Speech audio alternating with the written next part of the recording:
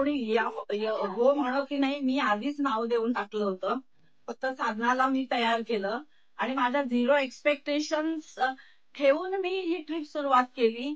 Because I had 100% confidence in Trident travels आणि Pawar दोघां To visit this overseas tours, and I started my overseas tours with Mr. Jain Pawan only, and I enjoyed every time. This time definitely is totally different because of the you people. Our people are very, very good, very cooperative. Already Jains definitely enjoyed a lot. Good itinerary, good conduct, good food, make me healthy. And